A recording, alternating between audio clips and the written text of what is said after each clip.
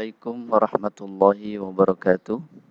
Bismillah, alhamdulillah, salatu wassalamu ala rasulillah Muhammad ibn Abdullah wa ala alihi wa sahbihi wa mawalah, amma ba'd. Kali ini kita akan melanjutkan materi tentang jual beli untuk bagian yang ketiga, di mana pada bagian pertama kita sudah membahas tentang syarat dan rukun jual beli. Kemudian di bagian yang kedua kita sudah membahas tentang macam-macam jual beli menurut keabsahannya, dan kali ini merupakan bagian yang terakhir, yaitu bagian yang ketiga, di mana kita akan membahas tentang khiyar di dalam jual beli. Kita mulai dari pengertian khiyar. Menurut bahasa, khiyar itu artinya memilih atau pilihan, atau memilih yang terbaik. Sedangkan menurut istilah, khiyar ialah hak untuk memilih antara meneruskan atau membatalkan akad jual beli, baik oleh penjual maupun oleh pembeli.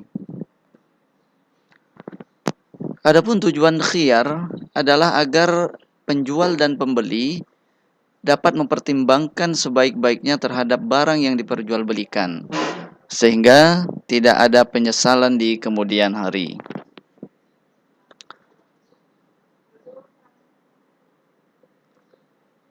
Berikutnya adalah hukum khiyar.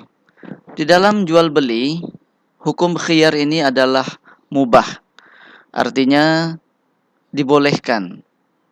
Jadi ini tergantung pada kesepakatan dari penjual dan pembeli.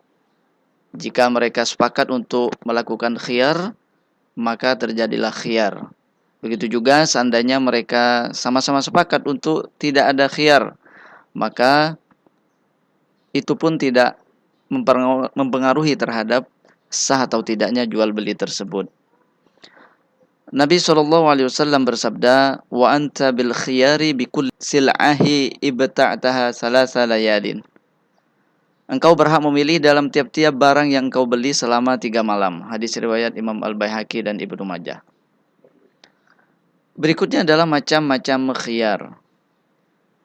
Khiyar ini ada 3 macam, walaupun ada juga yang membaginya menjadi lebih dari 3, tapi kita ambil yang paling umum, yaitu yang 3 ini. Yang pertama yaitu khiyar majlis, yang kedua khiyar syarat, dan yang ketiga adalah khiyar aib. Baiklah, kita bahas satu persatu, mulai dari yang pertama, yaitu khiyar majlis. Sesuai dengan namanya, khiyar majlis yaitu hak memilih untuk meneruskan atau membatalkan jual beli selama penjual dan pembeli masih berada di tempat jual beli tersebut. Dan bila keduanya sudah meninggalkan lokasi transaksi jual beli, maka otomatis khiyar tidak berlaku lagi. Berikutnya adalah contoh khiyar majlis. Jika kita pergi ke sebuah toko untuk berbelanja, terkadang kita menemukan tulisan barang yang sudah dibawa pulang tidak dapat dikembalikan lagi. Artinya barang tersebut hanya bisa dikembalikan atau dibatalkan jual belinya ketika masih ada di toko tersebut. Artinya jika sudah dibawa pulang, keluar dari toko, berarti barang itu sudah tidak bisa dikembalikan lagi, sehingga jual beli tidak bisa dibatalkan. Maka hal itu menunjukkan bahwa pembatalan jual beli hanya bisa dilakukan selama pembeli ada di toko tersebut. Yang kedua adalah khiyar syarat. Khiyar syarat yaitu hak memilih untuk meneruskan atau membatalkan jual beli dikarenakan adanya syarat tertentu dan dengan mempertimbangkan masa atau waktu tertentu yang disepakati oleh kedua belah pihak. Jadi khiyar syarat ini adalah hak untuk membatalkan atau meneruskan jual beli dengan adanya syarat-syarat dan masa tertentu. Untuk masa atau waktu ini ulama berbeda pendapat. Ada yang berpendapat maksimal 3 hari sesuai dengan hadis Nabi sebagaimana yang dibacakan tadi. Namun ada juga yang berpendapat bisa lebih dari 3 hari tergantung dengan kesepakatan antara penjual dan pembeli. Adapun contoh khiyar syarat ini, misalnya seseorang pembeli mengatakan, saya akan membeli baju ini jika nanti pas atau cocok untuk anak saya. Tapi kalau ternyata tidak pas atau tidak cocok dengan anak saya, maka baju ini akan saya kembalikan. Kemudian penjual setuju dengan tawaran ini. Maka ketika baju itu dibawa pulang, tinggal disesuaikan. Jika tidak sesuai bisa dikembalikan, jika sesuai maka jual beli dilanjutkan. Nah, jika penjual setuju maka terjadilah khiyar syarat dalam hal ini.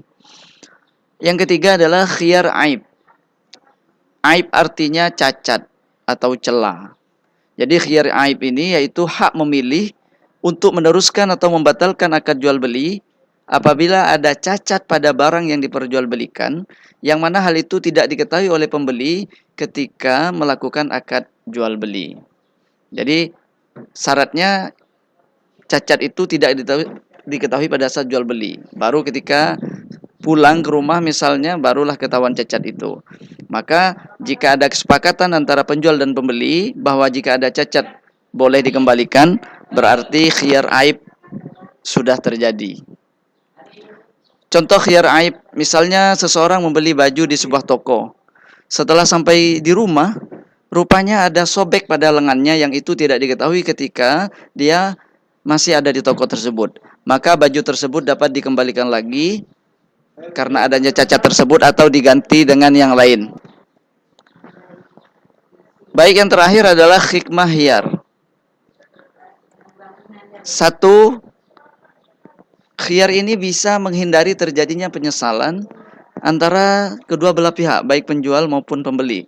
Kenapa? Karena dengan adanya khiyar ini, keduanya memiliki waktu untuk benar-benar mempertimbangkan terhadap apa yang dijual atau apa yang dibeli. Sehingga dengan adanya khiyar ini, maka penyesalan itu bisa diminimalisir atau bahkan tidak ada sama sekali. Yang kedua, khiyar ini bisa memperkecil kemungkinan adanya penipuan.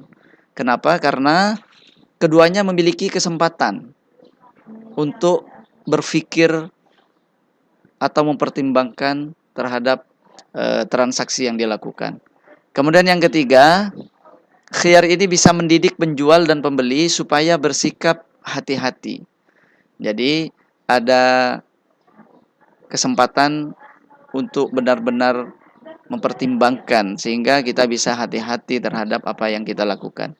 Dan yang terakhir, khiyar ini menumbuhkan sikap toleransi antara penjual dan pembeli. Saling memberi kesempatan, saling memberi kemudahan untuk benar-benar berpikir terhadap apa yang dijual dan apa yang dibeli. Demikian materi tentang khiyar dalam jual beli ini. Semoga bermanfaat. Terima kasih. Wassalamualaikum warahmatullahi wabarakatuh.